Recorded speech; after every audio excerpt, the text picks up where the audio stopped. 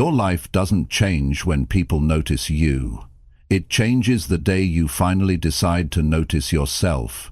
If you're tired of feeling behind, if you've been giving your time, energy and attention to everything except your own growth, it's time to stop and rebuild. This isn't about anyone else. This is about you. Rebuild yourself. Let your focus be on you every day is not a motivational slogan. It's a serious commitment to finally take full control of your life. Every single day you have two choices: focus on what's missing or focus on what you can fix. This audiobook is here to show you how to make yourself the priority again, through action, not just talk. Real confidence, real clarity, real progress. No more waiting. No more excuses. If you've been drifting, distracted, or doubting yourself, this is your moment to reset everything. You don't need a perfect plan. You just need to start focusing on the one thing you've ignored too long. You. Chapter 1. Start paying attention to how you treat yourself. You have to start paying attention to how you treat yourself. That's the beginning of everything. That's the foundation of your entire life. Because if you don't care about how you treat yourself, you'll eventually accept anything from anyone. You'll allow poor standards, you'll tolerate being overlooked, and you'll stay stuck in situations that don't reflect your real value. Most people are not failing because of a lack of talent or opportunity. They're failing because they don't treat themselves like they matter. When you get up in the morning, the first decision you make is already shaping the way you treat yourself. If you hit the snooze button again and again, you're sending yourself a message. That message says, my goals don't matter. My time doesn't matter. I don't matter enough to get up and move. You've got to take a closer look at those small choices, because they're not as small as they look. They're shaping your self-respect, and self-respect is not built on what you say, it's built on what you do every single day. Start asking yourself, would I treat a friend the way I treat myself? If a friend made a mistake, would you talk down to them the way you talk down to yourself? If a friend had a dream, would you laugh at it, doubt it, criticize it the way you criticize yours? Probably not. So why do you keep doing that to yourself? You have to build a relationship with yourself that's honest but kind. If you're always harsh with yourself, if you beat yourself up for every shortcoming, eventually you lose the energy to keep going. That's why people quit, not because it's too hard, but because they feel too small inside. They feel like they don't deserve more. They feel like they're not enough to reach higher. And that's the most dangerous belief a person can hold. If you want to rebuild yourself, you have to change the way you treat the person in the mirror. That means you start keeping your word to yourself. If you say you're going to do something, do it, even if nobody sees it, even if nobody claps for you. You have to matter to you first. That's where confidence comes from. That's where dignity comes from. Not from what you own, not from what others say, but from knowing you're building yourself brick by brick because you said you would. Most people are waiting for someone else to believe in them. They want someone to see their value. But you can't wait for that. You can't wait for applause. You can't wait for permission. You got to decide, I believe in myself enough to show up for myself every day. If you don't give yourself that belief, life gets very heavy. You carry regrets. You carry guilt. You carry broken promises. And that weight slows you down. Treat yourself like a builder would treat a project they care about. Would a builder ignore the cracks? Would a builder skip important steps? No. They'd show up daily. They'd work on it piece by piece. They'd stay focused. That's what you've got to do with your mind, your habits, your time. Treat your life like it matters, because it does. Think about how you speak to yourself when you fail. Do you encourage yourself to keep going, or do you use that as a reason to give up? Too many people are walking around with a voice inside that constantly tells them they're not enough. That voice was shaped by years of neglect, broken promises, maybe even trauma. But here's the truth. You can rebuild that voice. You can choose a better internal dialogue. You can speak truth to yourself, not just criticism. And no, I'm not saying to sugarcoat things. I'm not saying to pretend everything is okay when it's not. But there's a difference between being honest with yourself and being cruel. Being honest means taking responsibility. Being cruel means tearing yourself down with no plan to build back up. You've got to tell yourself the truth and then do something with it. Yes, I've been wasting time. Yes, I've been distracted. Yes, I've let myself go, but now I'm choosing differently, starting today, starting now. This shift doesn't happen overnight. It's a process. You're undoing years of patterns, years of believing you didn't matter. But every time you make a small change in how you treat yourself, you start rewriting that pattern. You stop giving away your power. You stop settling for less. You stop living like a shadow of yourself. You know what happens when you start treating yourself better? Other people notice. Your energy changes, your tone changes, your boundaries get clearer. You stop accepting disrespect. You stop making excuses. You start making moves.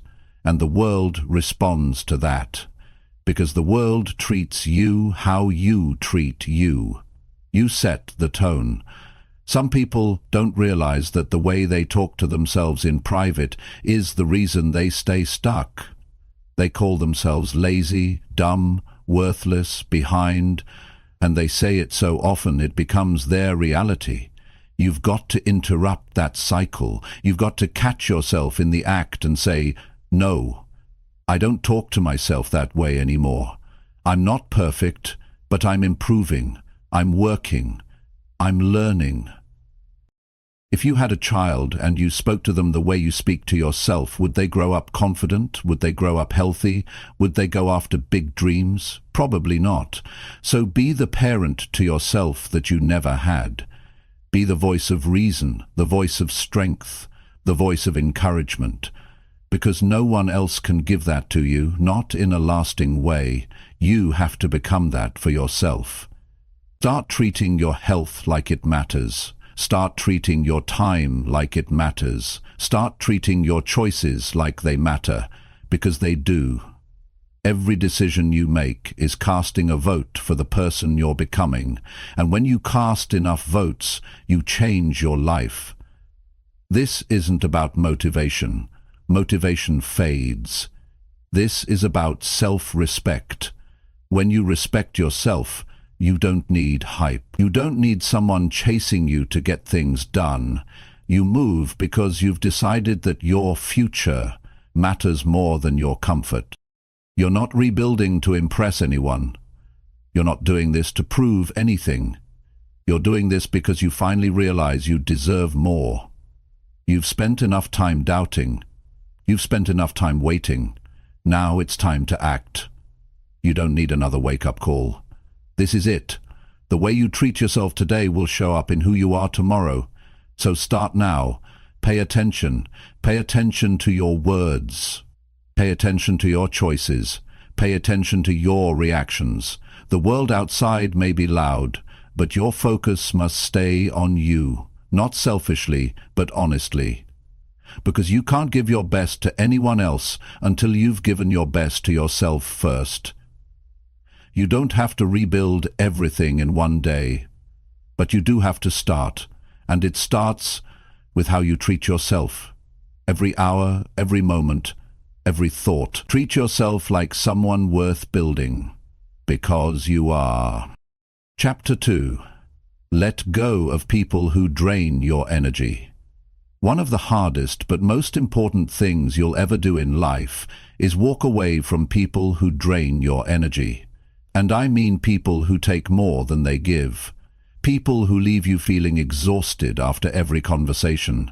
People who don't support your growth, don't respect your time, and don't care about the direction you're trying to take your life in. If you want to rebuild yourself, you need to protect your energy like your future depends on it, because it does.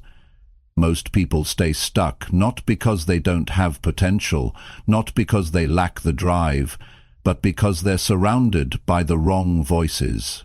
People who doubt them, people who bring drama, people who make everything about themselves.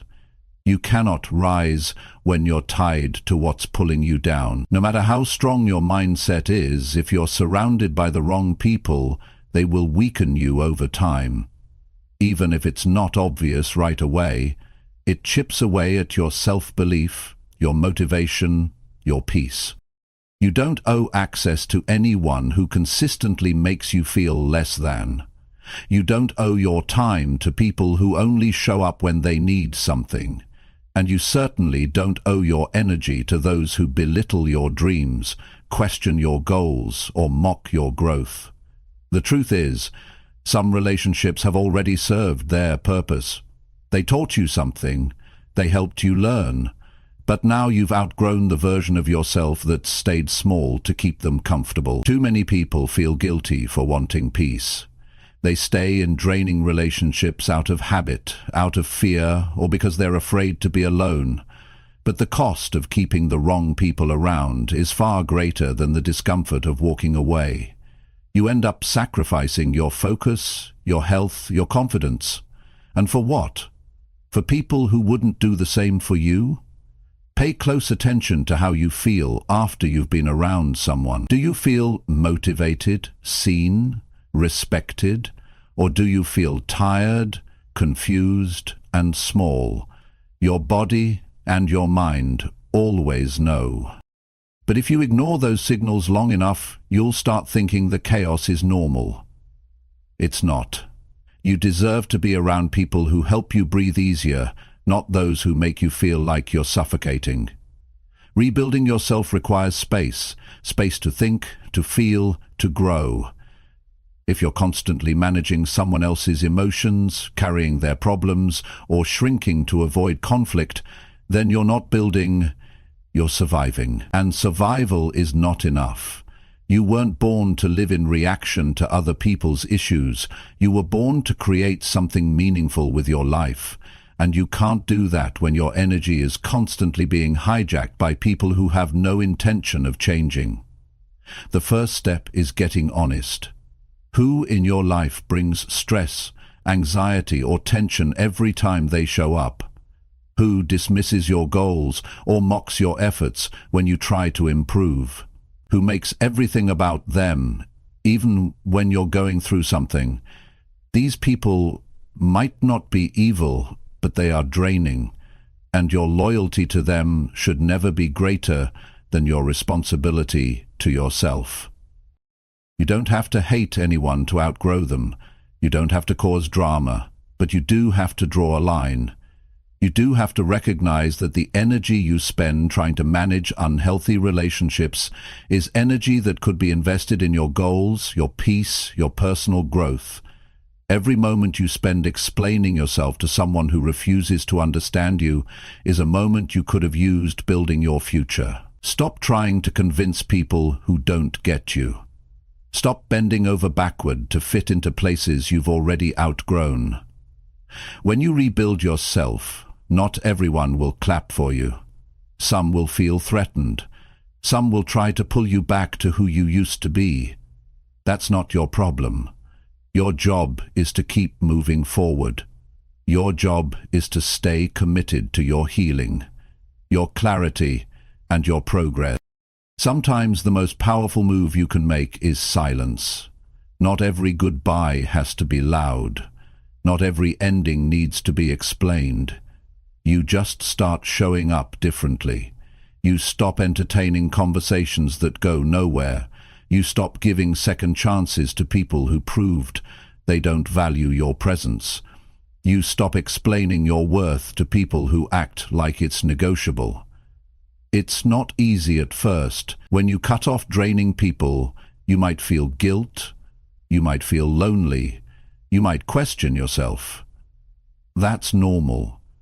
You're letting go of familiar patterns, even if they were unhealthy. But over time, you'll realize that peace is better than chaos. That real friends don't drain you, they support you.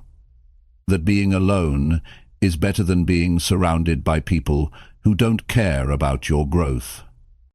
You can love someone and still not want them in your life. You can wish them well and still move on. Letting go doesn't mean you failed. It means you've grown. It means you value your energy enough to stop wasting it. It means you're finally choosing yourself, and that choice will change everything. When you remove draining people, you start to feel lighter. Your thoughts get clearer. Your motivation returns. You sleep better. You think deeper. And most importantly, you start hearing your own voice again. The voice that wants more. The voice that believes in you. The voice that tells you it's okay to protect your peace. Don't make excuses for people who keep showing you who they are. Don't hold on to people just because you have history with them. The past is a place of learning, not living. If someone is draining you, it doesn't matter how long you've known them. What matters is how they treat you now and how you feel when they're around. Your energy is one of the most valuable things you own. Where it goes, your life follows. So be intentional with it. Give it to people who inspire you, challenge you to grow, and want to see you win. Give it to places that help you heal, not to environments that feed your doubts. Give it to habits that build you up, not to people who keep tearing you down. This isn't about cutting off everyone at the first sign of conflict. Real relationships take effort, but effort goes both ways. Respect goes both ways. Support goes both ways. If you're always the one giving, always the one adjusting, always the one caring, then that's not a relationship, it's emotional labor. And you can't rebuild yourself while carrying someone else's weight on your back every day. You don't need a big circle, you need a solid one. A few people who genuinely care. A few people who hold you accountable. A few people who help you stay grounded. The rest is noise. The rest is a distraction. So today, take a deep look at your connections. Be honest with yourself. Ask, is this person helping me grow or pulling me backward? Then act accordingly. You don't need to announce it. You don't need to explain it. Just make the shift. Your future deserves people who pour into you, not people who drain you. And most importantly, remember this. You are not difficult for protecting your peace. You are not selfish for choosing your well-being. You are not wrong for stepping away from what hurts your spirit. That's not weakness. That's strength. That's clarity. That's maturity. You're not rebuilding just to stay the same. You're rebuilding to become someone stronger, wiser, calmer. And that version of you cannot be reached by holding on to what no longer serves you. Start today. Let go and free yourself. Chapter 3. Choose small wins instead of chasing perfection daily. Perfection is a trap. It looks good from the outside, but it ruins progress from the inside. You start thinking you need to do everything right the first time. You want every move to be flawless, every goal to be huge, every outcome to look impressive. But while you wait to feel perfect, life keeps passing, and you end up doing nothing at all. That's why the smartest decision you can make is to stop chasing perfection and start choosing small wins every single day. Perfection demands everything at once. Small wins demand effort, and effort is what creates change. When you focus on small wins, you start moving. You stop waiting for the perfect day or the perfect mood. You stop planning endlessly. You get out of your head and into your life. That's when things begin to shift. Not in some loud, dramatic way, but in quiet, consistent actions that build real momentum. The people who grow are not always the most talented. They're not the most experienced. They're the ones who show up daily and stack small improvements. They do the workout even when it's short. They read 5 pages instead of none. They eat 1 clean meal instead of giving up after 1 bad one. They make the call even if they're nervous. That's a small win, and small wins matter more than people think. When you chase perfection, you feel overwhelmed. You think if you can't do it perfectly, you shouldn't even try. That mindset kills progress. It stops people before they even begin. But when you give yourself permission to win small, suddenly the pressure goes down, and the action goes up. You stop saying, "I have to do it all today," and start saying, "I'm going to do something today." That difference changes everything. You see, the brain responds to success, even tiny success. Every time you complete something, you build trust with yourself. You prove to yourself that you follow through. That builds internal strength. And that strength carries into the next task, the next day, the next level of your life. But when you aim for perfection and fall short, which most people do, you feel like a failure. You feel behind. You lose belief. That's how people fall into cycles of giving up, not because they're lazy, but because they're chasing a version of progress that doesn't exist. Life doesn't work like a highlight reel. It works like a staircase, and you can't jump to the top.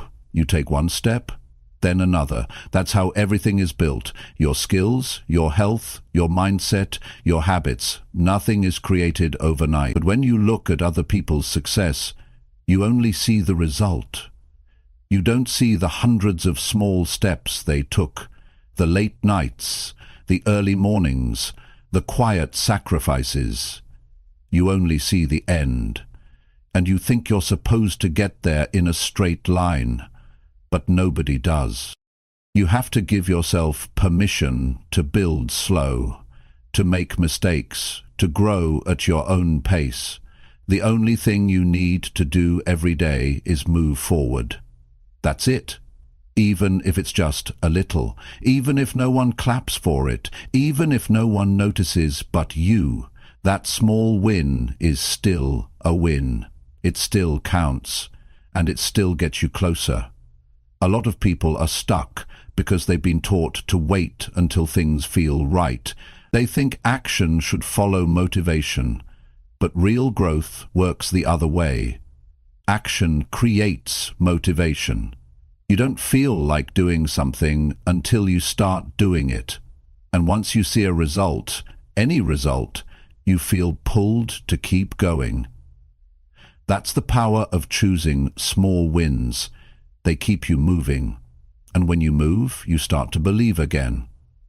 Progress is built in the little choices. Waking up when you said you would, saying no to something that doesn't help you. Being kind when you want to complain. Pushing yourself to finish when it would be easier to quit.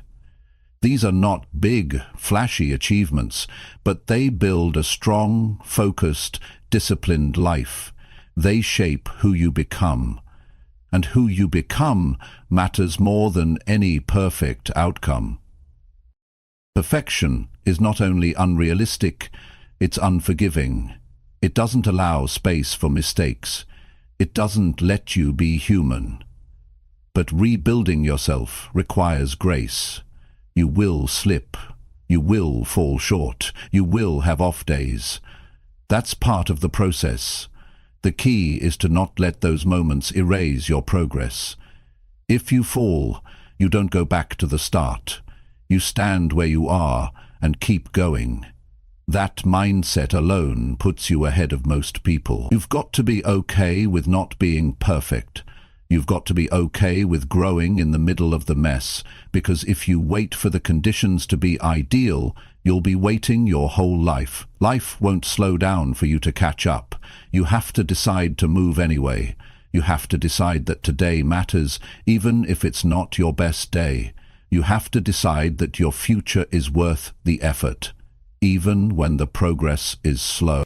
What small win can you choose today? That's the question that needs to guide you. Not, how can I be perfect, but what can I do right now that pushes me forward? Maybe it's writing for 10 minutes. Maybe it's cleaning one corner of the room. Maybe it's going for a quick walk. Maybe it's having one difficult conversation. These things look small, but they're powerful. They build character, they create rhythm, and rhythm leads to consistency. That's where success is created. You've got to build a habit of finishing things, even small things, because finishing builds confidence. It teaches your mind to trust your actions. That's why a completed small task is more valuable than a perfect task that never gets done. Perfection often leads to procrastination. Small wins lead to execution, and execution is where transformation lives. You don't need a breakthrough every day. You don't need to impress anyone. You don't need to go viral. What you need is progress you can repeat. That's what makes a new life. That's what rebuilds your mindset.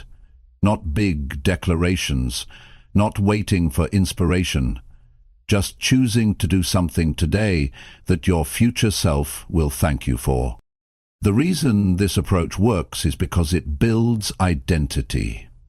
Every small win tells you something about yourself. It says, I'm disciplined. It says, I finish what I start. It says, I take responsibility for my life. These quiet statements are far more important than chasing external validation, because when you believe in yourself from the inside, the outside starts to shift. People treat you differently. Opportunities find you. But most of all, you become someone you're proud of. Don't wait for a perfect time to begin. Don't wait for everything to line up. Don't wait until you feel ready. That delay is costing you more than you think. You're not behind. You're not broken. You just need to shift your focus from perfect outcomes to real, reachable actions, from big dreams that paralyze you to small wins that empower you. Start with what you have, where you are, use what you know, do what you can, and then do it again tomorrow and the next day. That's how you build a new standard. That's how you rebuild your life, one decision at a time, one habit at a time, one win at a time. Chapter 4. Say no more often and mean it fully. One of the most powerful ways to rebuild your life is learning to say no, not just whispering it, not saying it with hesitation, but saying it clearly, calmly, and meaning it fully. The word no might seem small, but the strength behind it can change everything. If you say yes to everything, you leave yourself with nothing.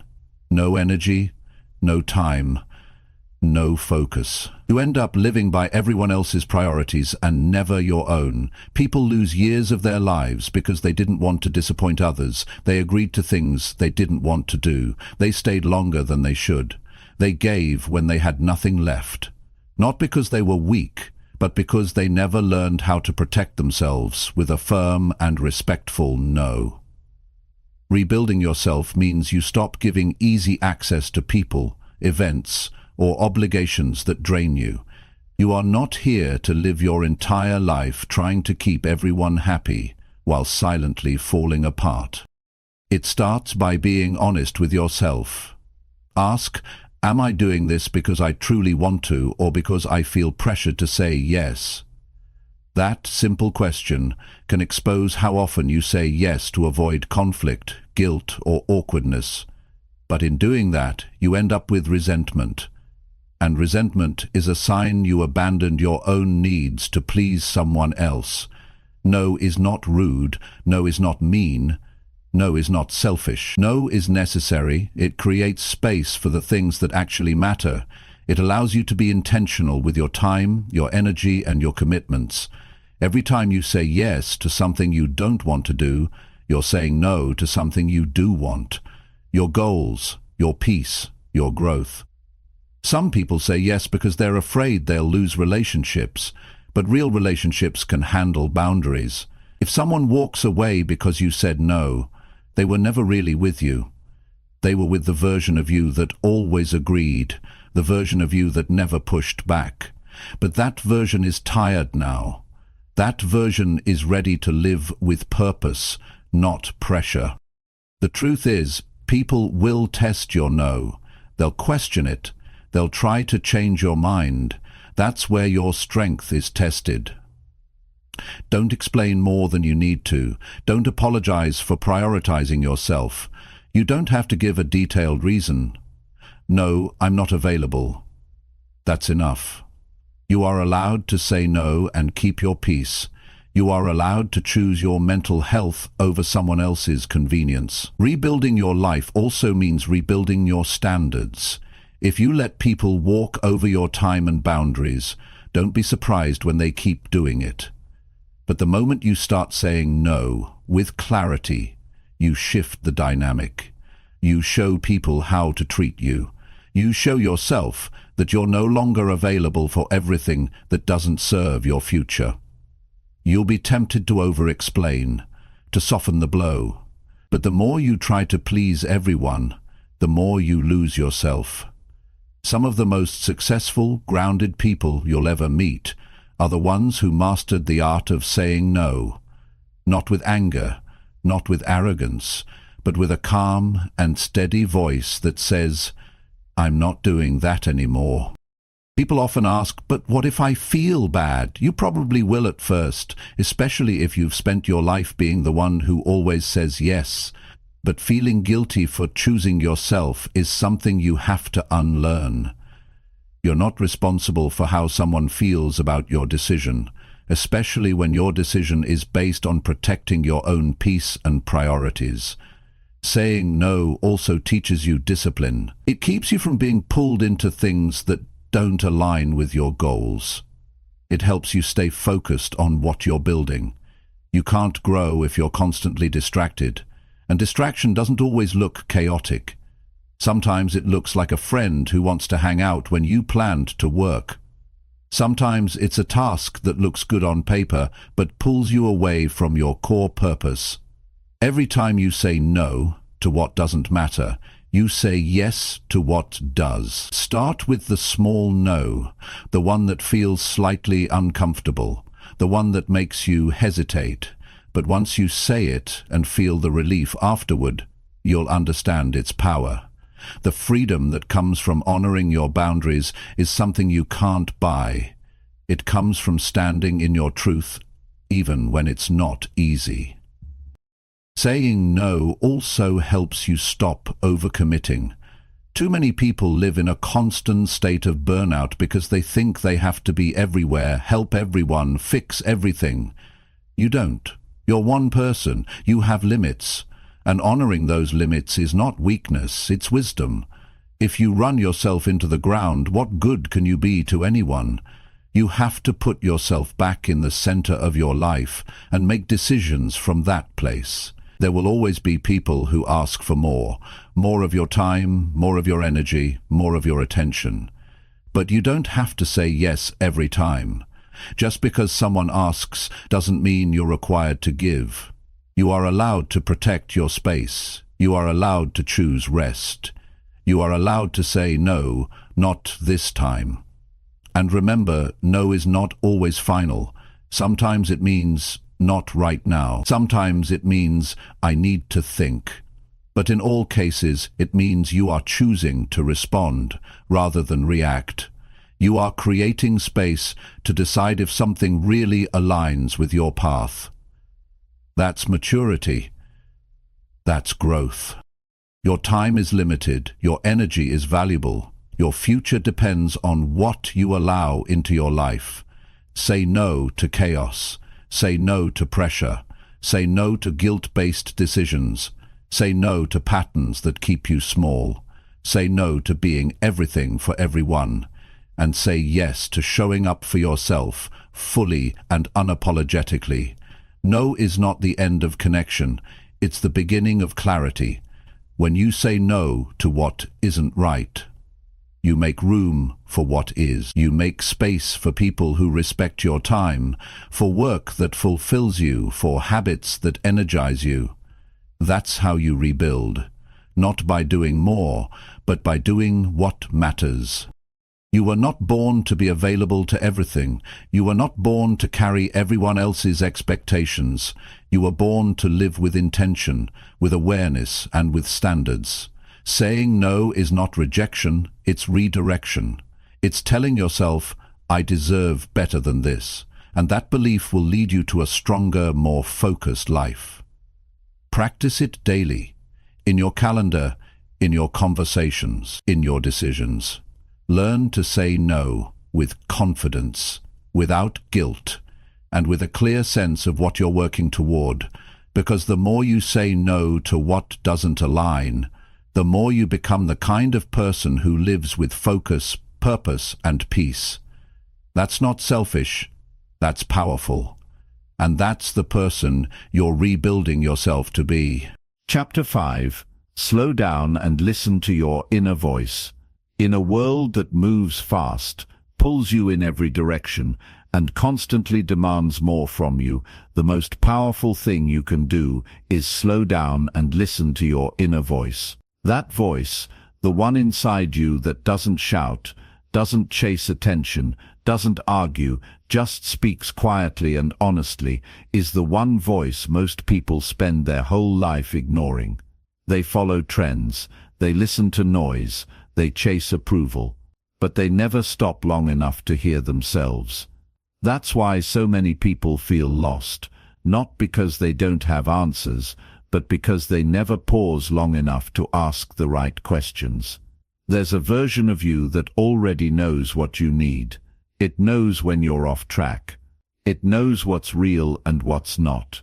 But if your life is filled with constant motion, constant distraction, constant noise, you'll never hear it. You'll move through your days on autopilot, doing what you've always done, saying what you're supposed to say, and becoming a stranger to yourself. That's not growth. That's survival. When you slow down, you stop reacting and start reflecting. You start to see what you've been running from. You notice your habits. You feel your emotions. You remember what really matters to you, but it takes courage to pause, especially when the world tells you to go faster, do more, keep up. Slowing down can feel uncomfortable.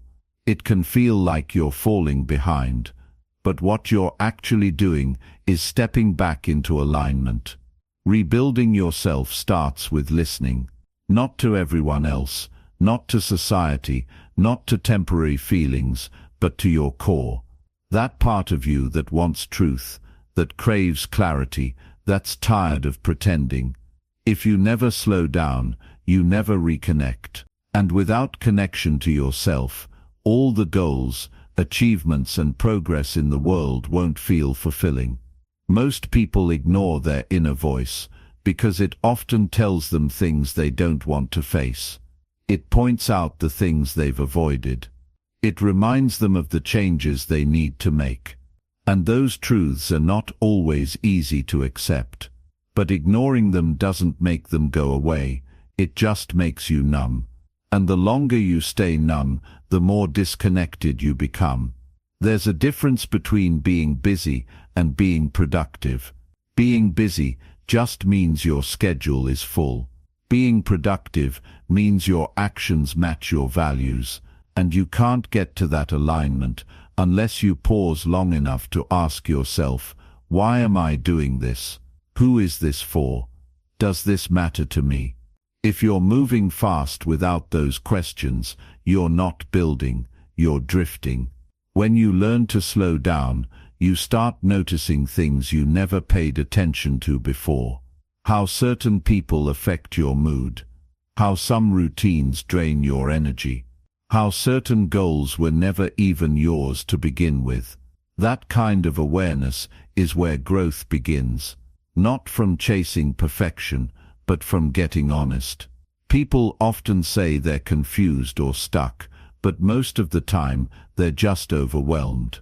They've packed their day so tightly, there's no space to think clearly, no space to breathe, no space to feel, and without space there's no clarity. That's why your mind needs silence. Not just quiet on the outside, but calm on the inside. And you can't force that calm.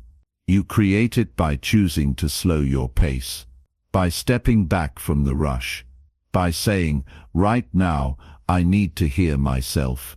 Your inner voice isn't dramatic. It doesn't come with flashing signs. It often comes when you're still walking alone, sitting in silence, or just paying attention to how something makes you feel. And when you begin to trust that voice, you start making better choices. You stop forcing things that don't fit. You stop saying yes when you mean no. You stop chasing things that drain you. Because your inner voice wants peace. It wants purpose. It wants alignment. It takes practice to reconnect with it. At first your thoughts might race. You'll feel restless. You'll want to grab your phone, check your messages, scroll through something meaningless. But if you sit with yourself long enough, the restlessness fades. And underneath all the noise is a voice that says, here's what you need. Here's where you're off. Here's what you should focus on now. That voice doesn't demand attention. It waits for you to be ready. There's a deep strength in becoming someone who listens more than they speak. Someone who moves with intention. Someone who doesn't just do things to stay busy, but moves based on real values. That kind of life can't be built in chaos. It's built in quiet moments of truth. When you ask, is this the life I want to be building? And allow space for the real answer, even if it's uncomfortable. You won't always like what your inner voice tells you. It may tell you it's time to walk away from something that looks good but feels wrong. It may tell you you've been ignoring your health, your boundaries, your purpose. It may ask you to make changes that scare you, but that's part of rebuilding. You don't get clarity without honesty, and you don't get honesty without silence. This world will always try to rush you. It will feed you urgency, comparison, distraction. But it's your job to protect your clarity. To say, I'm not moving just because everyone else is. You move when it makes sense to you, when it fits the path you're choosing to walk. And you only know that path when you've taken the time to listen. Slow down long enough to reconnect with what matters. The goals that excite you, the people who support you, the life you want to build, not the one you've been pressured into. The more time you spend with your own thoughts, the less you'll need to seek approval from others. You'll stop asking, what should I do? And start saying, this is what's right for me. Every breakthrough starts with self-awareness. But self-awareness can't happen in a rush. It happens in moments of reflection. When you put the phone down. When you stop explaining yourself. When you breathe deeply and ask yourself questions that only you can answer. That's where rebuilding begins. You don't need more noise. You don't need more opinions. You need space. You need to make room for yourself again. You need to start trusting that your inner voice is wiser than your fear, wiser than your anxiety, wiser than the crowd. That voice has always been with you. It just needs you to slow down and listen. Everything you're looking for outside, clarity, strength, purpose, it all starts with that. The faster you go, the more mistakes you make, the more pressure you feel. But when you slow down, you make better decisions. You respond instead of react. You notice patterns. You take better care of yourself. You start saying, I don't have to be everywhere. I don't have to do it all. I just need to be aligned. That's how you rebuild, not with chaos, but with calm. Not with noise, but with truth. And the truth comes from within. Start creating space to hear it. Start making time to understand it. Because the person you're becoming depends on the choices you make when no one is watching. When it's just you, your thoughts, and that quiet voice inside asking, are you living true to yourself? And if the answer is no, don't panic. Don't run. Just pause. Start again. Slow down. And this time, move forward from a place of clarity. You'll be amazed at what happens when you finally start listening to yourself. That voice is not confused. It knows. And once you choose to hear it, you'll never need to chase noise again. Chapter 6. Take responsibility for everything you keep avoiding. If there's something holding you back right now, it's probably something you've been avoiding. Not something unknown, not something invisible, just something you've chosen not to face. That's the truth most people don't want to admit. We don't suffer from a lack of information. We suffer from inaction. And inaction almost always comes from avoidance. Avoiding conversations we need to have. Avoiding habits we need to break. Avoiding decisions we need to make. And over time, those small moments of avoidance stack up and shape a life we no longer feel proud of. You cannot rebuild yourself while avoiding the things that are keeping you stuck. The work you refuse to do doesn't go away. It waits for you. It waits in your mind. It shows up in your attitude. It appears in your results. It lives in the discomfort you feel every time you look in the mirror and know you could be doing more. That's the weight of avoidance. It doesn't scream, but it never leaves you alone either. It just lingers in the background, reminding you of what you're not doing. Taking responsibility means you stop making excuses, even the reasonable ones. It means you stop blaming your past, your environment, your circumstances. Not because those things don't matter, but because they're no longer going to control your decisions. Growth begins the moment you say, "This is my life. No one else is going to fix it for me. It's on me now." There's power in that mindset. It gives you your energy back. When you stop looking for someone else to change things, you start realizing how much control you really have. You stop waiting for the perfect moment. You stop depending on motivation. You stop hiding behind distractions.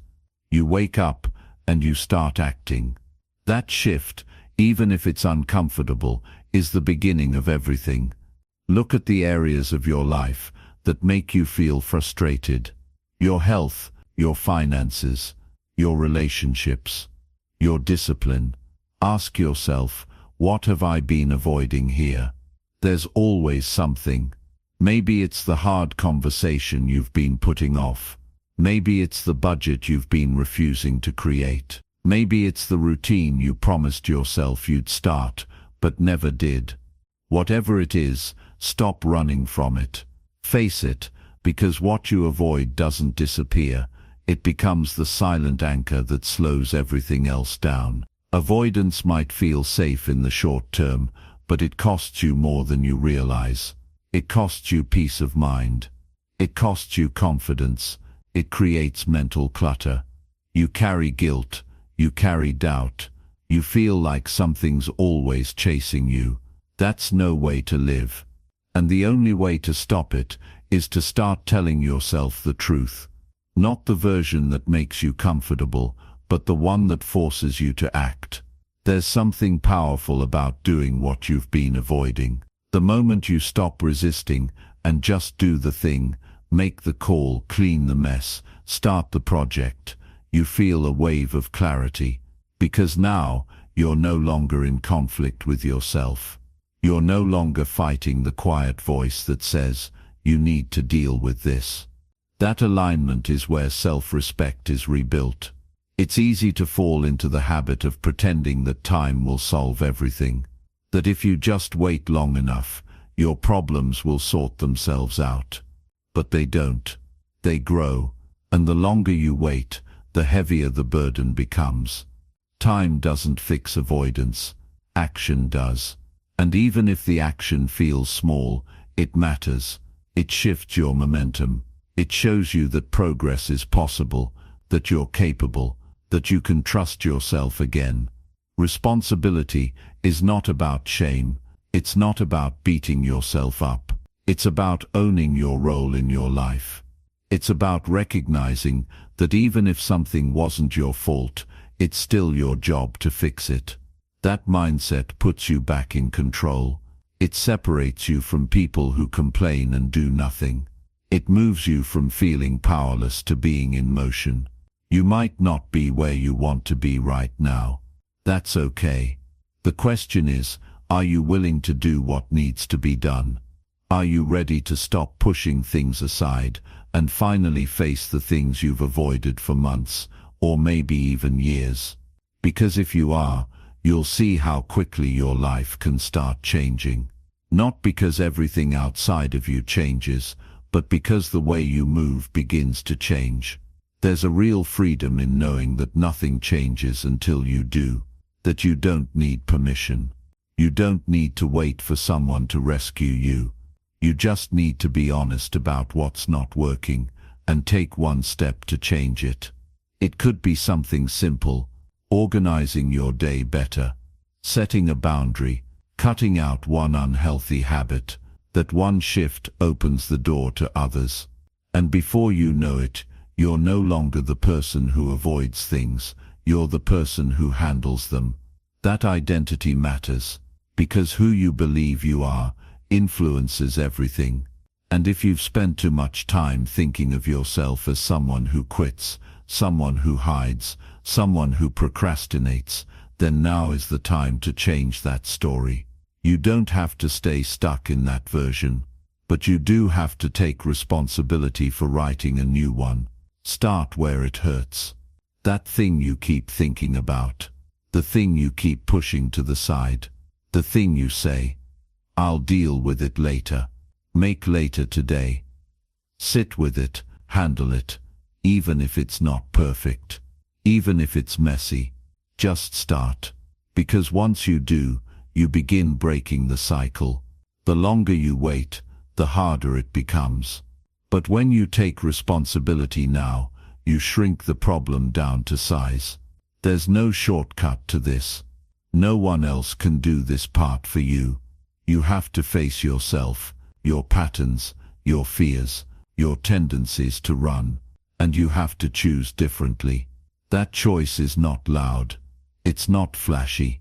But it's the most powerful thing you can do, because it says, "I'm done avoiding. I'm ready to move forward, no matter how uncomfortable it feels." You'll never feel fully ready. That's okay. You don't need perfect conditions to act. You just need to be honest with yourself. You just need to say, "Enough is enough." That mindset will build strength. That mindset will help you rise. Not because you fixed everything at once, but because you stopped pretending and started showing up. Avoidance is fear in disguise. Responsibility is strength in motion. Choose strength. Not once, not when it's easy. Every day, especially when it's hard, especially when it's inconvenient. That's what separates the people who transform their lives from those who stay stuck. They stop waiting. They stop running. They look at what they've been avoiding and say, "This ends now." And when you start moving like that, when you take full ownership of your life, you begin to trust yourself again. You build momentum. You clean up the messes. You fix what you broke. You face what you feared.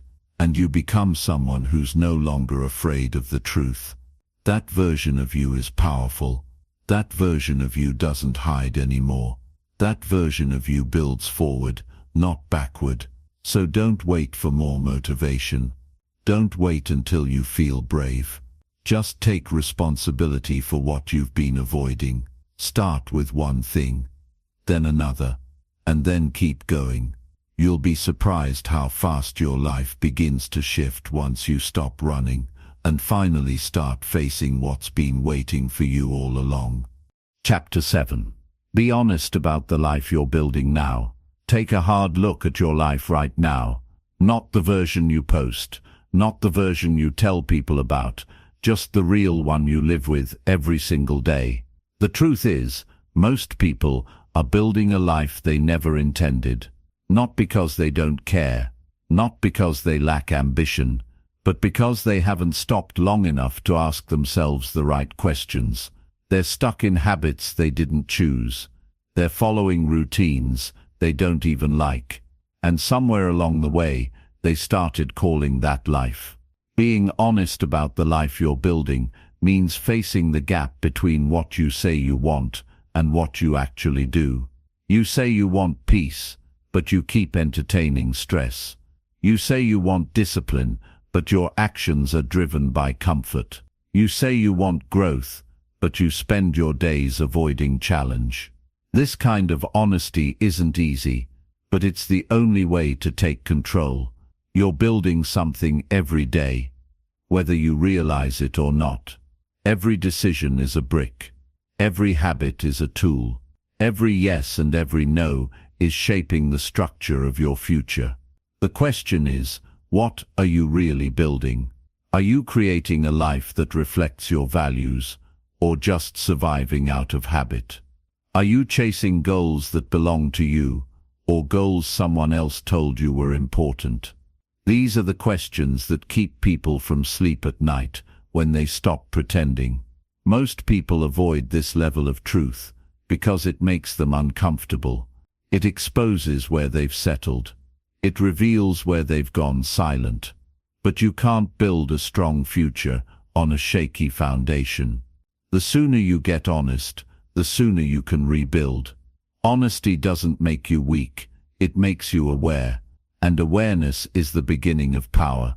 Sometimes the hardest part is admitting that you're not living the life you said you wanted, that somewhere you made too many compromises. You stopped protecting your time. You gave up on routines that worked. You let your standards slip, and now you're surrounded by things you never planned for.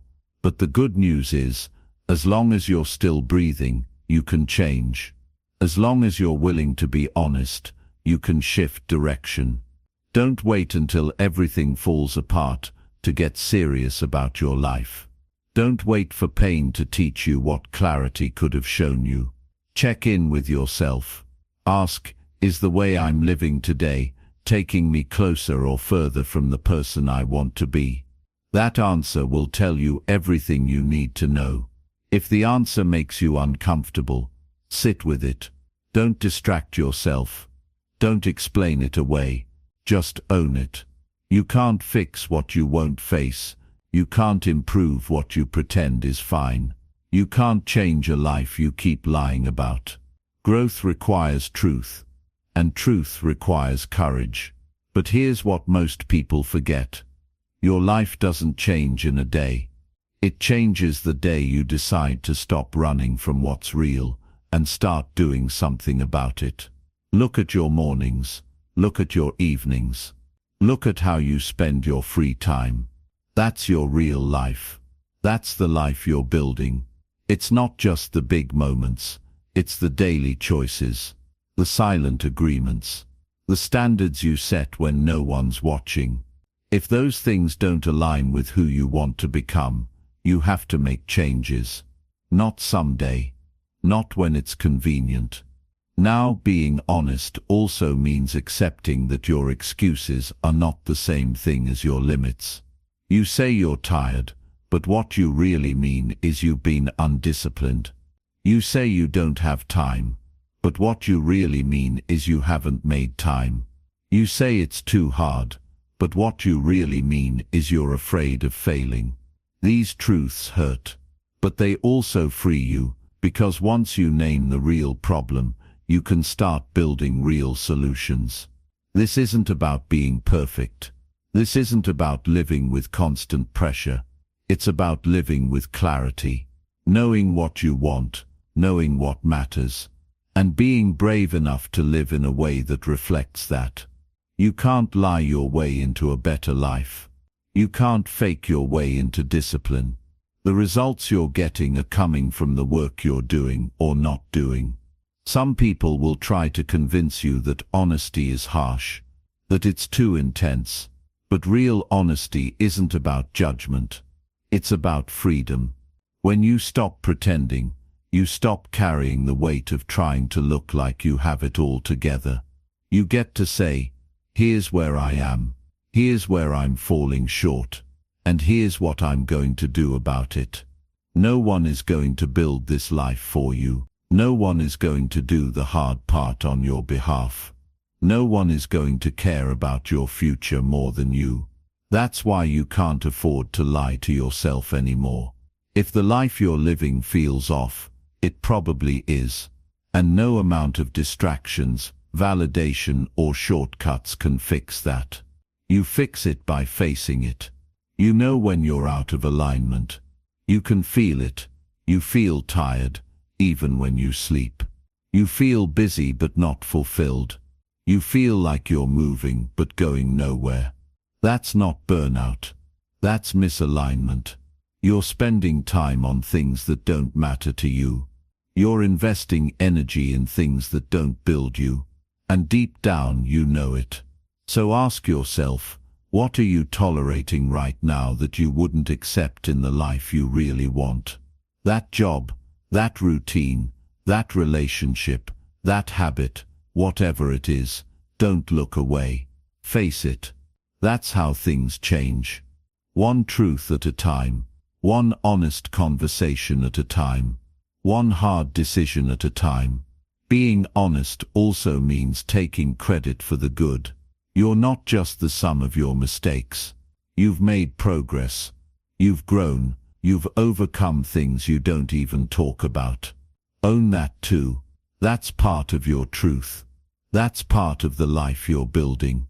You're not behind. You're not broken. You're just in a moment of transition, and how honest you are now will determine what comes next. This journey isn't about pleasing others. It's about becoming someone you can respect, someone you can count on, someone who doesn't have to fake it anymore. That person is inside you, but you have to stop hiding behind distractions and start listening to what your life is trying to tell you. Every day is a chance to take back control, to stop drifting, to stop settling, to build a life that makes sense to you, not one that just looks good from the outside. The people who truly grow are the ones who check in with themselves often. They're not afraid of discomfort. They're afraid of regret. They'd rather face the truth now than live with the pain of knowing they wasted their potential. That kind of honesty will scare some people. It might even scare you, but it will also guide you. It will give you direction. It will give you purpose. And once you get clear, once you face the truth and stop running from it, your energy changes. Your decisions change. Your results change. You are always building something. Don't let it be something you'll eventually want to escape from. Build a life you can stand behind. Build habits that reflect your goals. Build relationships that feel honest. Build days you don't want to run away from. It's possible, but only if you start by telling the truth. Not the polished version, the real one, because the life you're building is either bringing you closer to your future or slowly pulling you away from it. And the difference starts with honesty. Chapter 8. Learn to sit alone without feeling broken inside. Most people don't know how to be alone, not because they hate silence, but because when things get quiet, everything they've been avoiding shows up. The thoughts they've buried, the emotions they've ignored, the truth they haven't dealt with, it all comes to the surface. So they run from stillness. They keep themselves busy. They stay around people who distract them. They keep noise around at all times because the silence feels heavy. But the silence isn't the problem. The problem is what they haven't faced yet. The pain isn't in being alone. The pain is in what they believe about themselves when they're alone. Rebuilding yourself means learning how to be with yourself fully and honestly without needing someone else to fill the space. You need to reach a place where you can sit quietly, hear your own thoughts, and not feel like something's missing. because nothing meaningful can be built on a shaky foundation. If being alone feels like breaking, then that's where your work starts. Not by covering it up, not by pushing it away, but by going into it and asking yourself why you feel broken when no one else is around. The truth is, you'll never really know yourself if you always need noise to feel okay. You'll never be in control of your emotions if you always depend on outside company to feel whole. At some point, you have to sit down with yourself and ask, what is it I'm running from? That question alone opens a door most people avoid for years, because we're taught to stay connected, to stay busy, to stay social, but we're rarely taught how to sit in stillness and be okay. People say things like, I hate being alone, or I need people around to feel better. And it might feel true, but more often than not, what they really mean is, I don't know who I am when everything is quiet. I don't know how to sit with my own thoughts without feeling overwhelmed. I don't know how to enjoy my own company without needing validation. That's not a weakness, it's a signal that it's time to get to know yourself on a deeper level. You don't heal in distraction. You don't grow by constantly escaping yourself. The real strength is in learning how to sit alone and not feel broken, because once you get to that point, no one can control you with attention. No one can shake you by leaving. No one can make you feel lost just because they're not around. Your confidence stops depending on someone else's presence. It begins coming from within. That's where real power lives. You need to understand that alone doesn't mean unloved. It doesn't mean forgotten. It doesn't mean something's wrong. Alone just means present. Alone means available to your own voice. And if being alone makes you feel like you're falling apart, it's not the space, it's the thoughts you haven't faced yet. It's the emotions you keep pushing down. It's the history you've avoided. It's the parts of yourself you've judged for so long that now they haunt you when you're finally quiet. That's why learning to be alone isn't just a skill, it's a form of healing. It's where your real identity is found. It's where you hear what you actually think, not what you've been told to think.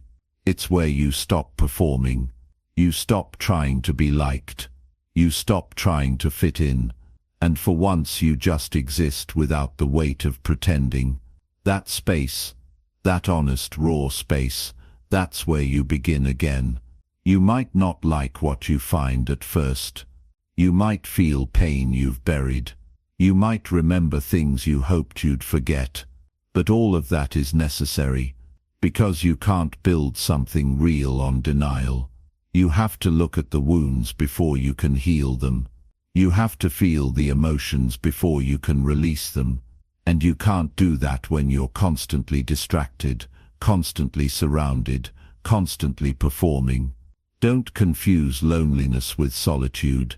Loneliness is the feeling of being disconnected. Solitude is the practice of being deeply connected to yourself. And if you avoid solitude, you'll always chase people for the wrong reasons. You'll settle for attention instead of respect. You'll keep people close, not because they're right for you, but because you're afraid of what their absence might trigger. That's how toxic relationships begin, not with bad intentions, but with fear of being alone. When you learn to sit alone and feel okay, everything changes. You stop needing constant validation. You stop begging for time, attention, or approval. You start making choices based on your values, not your fears. You begin to set higher standards. Because now you're not desperate for company, you're grounded in your own presence. That strength makes you more powerful in every area of your life. It shows up in your work. It shows up in your confidence. It shows up in the way you speak, walk, think. Most people think being alone is something to avoid, but being able to sit in a room by yourself and feel at peace, that's a level of emotional maturity that most never reach. It means you've stopped running. It means you've faced the discomfort. It means you've made peace with your past. That kind of peace can't be faked. It has to be earned. And it's earned in the quiet moments, the lonely nights, the still mornings when no one is watching but you. If you can't sit with yourself, you'll never feel truly at home anywhere.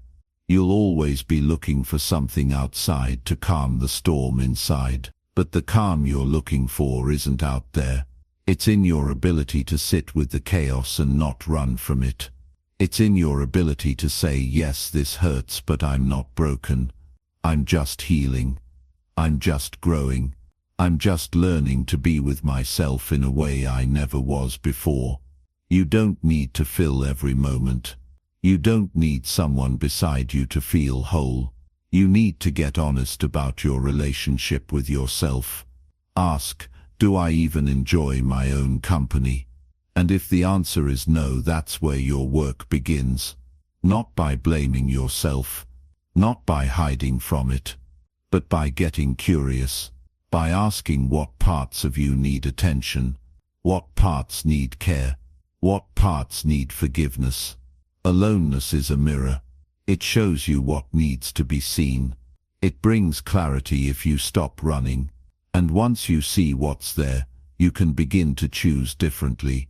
You can choose to care for yourself better, to think more clearly, to love more honestly, to stop rushing to fill the space and instead start using it to rebuild something deeper. Your relationship with yourself sets the tone for every other relationship in your life. If you feel broken inside when you're alone, you will carry that brokenness into every connection you make. Not because you want to, but because you've never dealt with it at the root. That's why you must make peace with your own presence before seeking anyone else's. Start small. Spend time with yourself without distractions. No phone. No music. Just you. Let the discomfort rise. Don't run from it. Sit with it. Breathe through it. Listen to what it's trying to tell you. That practice, done consistently, will change you. It will make you stronger, calmer, and more centered. You'll stop fearing time alone. You'll start using it to recharge, to reset, to reflect. You are not broken because you feel pain. You are not broken because you feel lost when you're alone. You're human. And like every human, you need to come back to yourself. Not just for peace but for power. Because no matter how much you grow, how many goals you reach, how many people love you, the one person you will always live with is you. Learn to sit with that person. Learn to love that person. Learn to be okay in your own presence. When you do, you'll stop chasing and start choosing. You'll stop hiding and start healing. And that's when you'll finally understand that being alone was never the enemy. It was the path back to your real self. The self that doesn't need noise to feel alive. The self that doesn't collapse without company. The self that knows peace isn't out there. It starts within. Chapter 9. Keep promises you make to yourself every day. The fastest way to lose trust in yourself is to keep breaking your own promises. It doesn't happen all at once. It happens in small, quiet moments. You say you'll wake up early, but you don't. You say you'll stop scrolling and start working, but you keep scrolling. You say you'll go to the gym, but you make excuses. And every time you do that, you send a signal to your mind. What I say doesn't matter. My word can be broken. It's not about the task itself. It's about what those broken promises do to your self-respect. When you stop believing yourself, you stop trying. You stop aiming higher. You stop expecting better. You start settling. You start tolerating less than you deserve. And deep down you know the truth. You know you're not living up to what you said you would be. That creates a tension that doesn't go away. It shows up as anxiety. It shows up as frustration. It shows up every time you look in the mirror and feel like you're drifting instead of building. Keeping promises to yourself is the foundation of discipline. It's how you prove to yourself that your words are not just talk, that your goals are not just wishes, that your standards mean something. It's not about impressing anyone. It's about showing up for the person you see when no one else is around. That's where confidence begins, not in loud declarations, but in quiet consistency. The reason most people struggle isn't because they lack the ability. It's because they've trained their brain to expect failure. They've made so many false starts that trying again feels pointless. But you can turn that around. You rebuild trust the same way it was broken. One day at a time, one decision at a time, one promise kept after another. You start small. You follow through. You build evidence. And that evidence becomes belief. It's easy to keep promises to other people. You don't want to disappoint them. You don't want to let them down. But when it comes to yourself, you let it slide. You tell yourself it doesn't matter, that you'll try again tomorrow, that no one's watching anyway. But you're watching. And what you watch yourself do teaches you what to expect from yourself. That's why rebuilding your life begins with rebuilding your integrity with yourself. You don't need to overcomplicate it. You don't need a perfect routine. You don't need to become a different person overnight. You just need to do what you say you'll do, even if it's small, even if it's uncomfortable, even if it's boring. The power is in the follow-through. That's how you go from feeling lost to feeling clear, from being stuck to making progress, from doubting to trusting. If you say you're going to read 5 pages, then read them. If you say you'll drink more water, then drink it. If you say you'll stretch in the morning, then stretch. It might not look impressive to anyone else, but it matters. It tells your mind, I can count on me. And once you believe that, everything else becomes possible. The people who build strong, focused lives are not always the most talented or the most confident. They're the ones who treat their promises like commitments, not suggestions. They understand that discipline is not about force. It's about consistency. They know that self-respect comes from doing what needs to be done, not just when it's easy, but especially when it's not. You can't build anything real on broken commitments. Whether it's a routine, a career, a goal, or a new identity. If you keep backing out on yourself, the foundation stays weak. You feel like you're starting over all the time. That feeling isn't because of failure, it's because of inconsistency. You're not giving yourself enough time in one direction. You're stopping before you even see results. And let's be honest, you already know what you need to do. The problem isn't clarity, it's discipline. It's follow-through.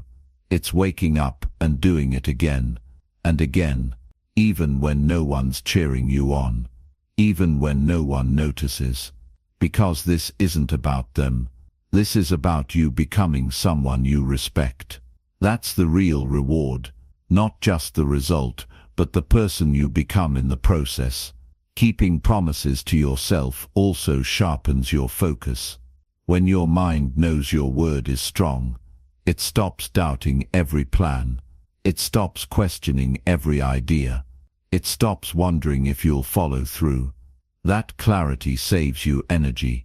It helps you move faster, decide quicker, execute better, because now you're operating from trust, not doubt. And the more you keep your word, the easier it gets. Not because the tasks get easier, but because you stop arguing with yourself. You stop negotiating every morning. You stop looking for shortcuts. You know what needs to be done, and you just do it. That kind of mindset is rare, but it's available to anyone willing to do the work. You don't need to wait for motivation. You don't need a perfect mood. You just need to honor the decision you made, even if it feels hard, even if it feels inconvenient, even if it feels like no progress is happening, because the real progress is happening inside you, in your discipline, in your focus, in your ability to trust your own word. There will be days when you're tired, when you're frustrated, when you're tempted to quit. That's when your word matters the most.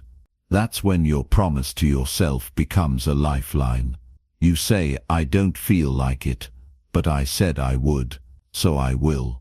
That decision builds strength, and strength is what carries you when motivation disappears. This isn't about being perfect. You'll slip sometimes. You'll miss a step. That's not failure. That's feedback. The key is to get back to it. Don't wait for the next week. Don't wait for the next month. Recommit the same day. Recommit every day, because your future depends on it. When you live this way, you change. Quietly, steadily, powerfully. You become more focused, more grounded, more capable. You stop needing approval. You stop waiting for ideal conditions. You just keep moving. That's how confidence is built, not in big speeches, not in front of crowds, but in small moments of follow-through when no one's watching but you. You've been given the ability to build something meaningful with your life, but it starts with your word. What you say to yourself matters. What you follow through on matters more. Every promise kept is a vote for the person you want to be, and the more votes you cast, the more real that person becomes. So if you want to rebuild yourself, start with this: keep your word, even if it's quiet, even if it's simple, even if it's hard, especially when it's hard, because that's where the real shift happens. In the middle of the resistance, in the middle of the discomfort, that's where the old you ends and the new you begins. Every morning is a new promise. Every action is a chance to prove yourself right, not to the world, to yourself. And once you learn to keep promises to yourself, you'll never have to chase confidence again. You'll live with it, because you earned it, one promise at a time. Chapter 10. Give your all even when nobody is watching. What you do when no one is watching says more about you than anything you ever do in public. It's easy to perform when eyes are on you. It's easy to work hard when someone is clapping. It's easy to give your best when there's a reward waiting. But real character is built in the moments when nobody sees your effort, nobody notices your consistency, and nobody is handing out praise. That's where discipline is tested. That's where you prove to yourself that you're doing it not for recognition, but because it matters to you. That's how strong foundations are laid, not with noise but with quiet commitment. People talk about greatness like it's a secret formula, but it's not. It's built in the lonely hours. It's built when the world is asleep, when distractions are gone, when there's no audience to impress. It's in those moments that you find out if your goals are just words or if they actually mean something to you. Because if you only work when people are watching, you're not working for growth, you're working for approval, and approval fades fast. But self-respect, that stays with you. When you give your all, even when no one's checking in, you become a different kind of person. You become someone who doesn't need to be pushed. Someone who doesn't wait to be motivated, someone who wakes up with a reason and follows through with or without applause. That mindset is rare. It's what separates the ones who stay average from the ones who build something meaningful. You can't fake this part. You can't pretend to be consistent in private and expect results in public. What you do behind closed doors is exactly what will show up in your life later. You can't skip the quiet work and expect loud success. The time you invest in the shadows eventually shows in the light, but the reward doesn't come instantly. It's slow, it's silent, and that's why most people quit. They think no one's watching, so it doesn't matter. But it does, because you're watching. And if you stop respecting your own effort, everything else falls apart. This isn't about being obsessed with achievement. It's about taking your life seriously. It's about realizing that your time matters. Your choices matter. And if you only give your best when there's an audience, you're training yourself to live for others. That's a fragile way to live. You'll always be chasing approval. You'll always be wondering if you're enough. But when you learn to give your all in the silence, you build real strength, quiet confidence, solid discipline. That kind of strength shows up when life gets hard, when you feel alone, when you're uncertain. It reminds you that you don't need permission to keep going. You don't need a crowd. You just need purpose. You just need to remember why you started. And if your why is strong enough, your work becomes consistent. Not because it's easy, but because it's necessary. Every time you give your all with no guarantee of reward, you grow. You build something that can't be taken from you. You train your mind to keep going when most people would stop. You stop waiting for someone to validate your effort. You validate it by showing up. That's how you build self-trust. That's how you develop grit. That's how you separate yourself from the version of you that used to quit when things got quiet. Don't underestimate the value of unseen work. That hour of reading, that early morning workout, that honest journaling session, that deep focus when no one is keeping score. Those things are not wasted. They are shaping who you're becoming. Every unnoticed act of discipline is a deposit into your future. It doesn't look like much now, but it adds up. And when your moment comes, when the opportunity finally appears, you'll be ready. Not because you got lucky, but because you stayed ready when no one else knew what you were building. There's a reason most people don't reach their potential. It's not because they don't have it. It's because they're waiting to be seen before they start acting like they care. But that's backward. You show you care by how you act when nobody is clapping. When the results are slow. When progress is invisible. That's when your real values are exposed. If you stop working just because no one noticed, then you weren't working for growth. You were working for validation. Validation can't carry you through the hard days. Approval won't get you through fatigue. You need something deeper. You need commitment. You need integrity. And that means doing the right thing. Even when nobody is checking. Even when it's boring. Even when it feels like it's not making a difference. Because that effort builds you. And over time it transforms your life. When you give your all, even in silence, you stop needing quick results. You stop chasing overnight success. You start building slowly, intentionally. You understand that success is earned quietly and revealed publicly. You don't skip steps. You don't cut corners. You respect the process because you respect yourself. That's why the quiet days matter. The unnoticed progress. The small wins, that's what creates mastery. Not bursts of motivation but steady effort when the motivation fades. You don't need someone watching you to do your best. You just need to hold yourself to a higher standard. One that says, I show up because this matters. I give my best because my life deserves it. This is the work that can't be measured by likes, followers or views. It's not about recognition. It's about being able to look yourself in the mirror and say, I gave everything I had today. That's a feeling no one can give you. You have to earn it. You earn it by being consistent in private, by being focused when nobody is pushing you, by doing the hard things without needing credit.